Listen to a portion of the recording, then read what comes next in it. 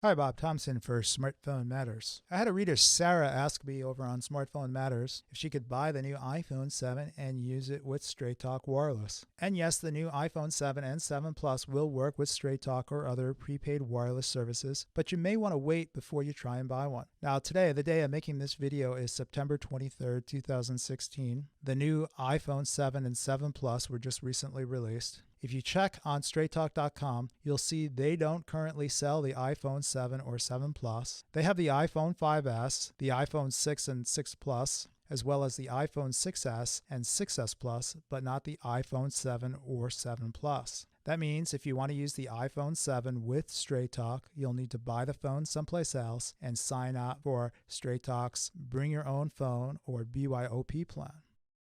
Now, the best option for buying a new iPhone is directly from Apple. Unfortunately, the SIM-free model is not available. Let me show you.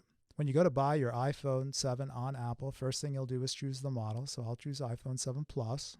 Next, you'll see they'll ask you to select your carrier, and there are four options: Verizon, AT&T, Sprint, and T-Mobile. If you're a Straight Talk customer or use some other prepaid wireless service, you want to buy the SIM-free model. Unfortunately, when Apple comes out with a new model iPhone, it often takes 6 or 12 weeks before they start selling the SIM-free model. If we take a look at the iPhone 6S on Apple.com, we'll see that they have the Verizon, AT&T, Sprint, and T-Mobile versions available, as well as the SIM-free model. You'll see it says buy without a carrier, SIM-free, activate with any carrier later.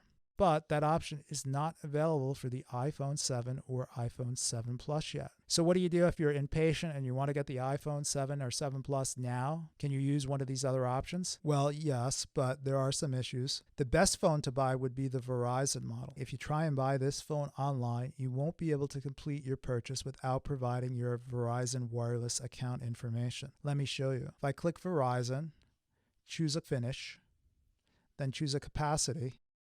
Next, I'll need to choose how I'm going to pay for the phone. So if you want to use the phone with Straight Talk, you would choose Pay in Full.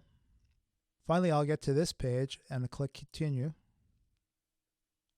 Now you'll see that they want my Verizon account details. They want my wireless number, billing zip code, and the last four digits of my social security number. Once I provide that, they'll check to see whether I'm eligible to buy this phone online. And because I don't have a Verizon account, I won't be eligible to buy this phone. Now, that doesn't mean that you won't be able to buy the Verizon contract-free phone.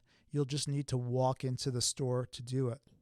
If we go back one screen, you'll see that the phone is currently shipping in 3 to 4 weeks, but they also have this option for pickup here, and you can check availability. So you can enter in your zip code and see if the phone is available in any Apple store in your area. Right now, at this time, on this day, I cannot find the phone in any store in my area. That may be different for you depending on what model phone you choose and where you live. Now, I said that the Verizon model was the best model to buy, and that's because it's unlocked and it will work on 3 networks. If you try and buy the AT&T phone online, it will be very similar to the Verizon phone. You'll need to provide your account information. Buying the T-Mobile phone really is the next best option, but be aware that both the T-Mobile and AT&T iPhone 7 and 7 Plus will only work with the AT&T and T-Mobile networks, and I'll show you why in a minute. If you choose the T-Mobile iPhone, you'll be able to choose the finish, choose your capacity, and then you'll see I have the option to directly add this to the bag and complete my checkout. So whenever a new iPhone model comes out before the SIM-free models are available, there's always a lot of debate and discussion online about whether or not these phones can be activated with a different carrier. In the past, the T-Mobile phone that's been sold has been unlocked. I've bought the T-Mobile version of the iPhone 5S, I think, and that was unlocked, and I was able to activate that with my Straight Talk SIM. I didn't have an issue.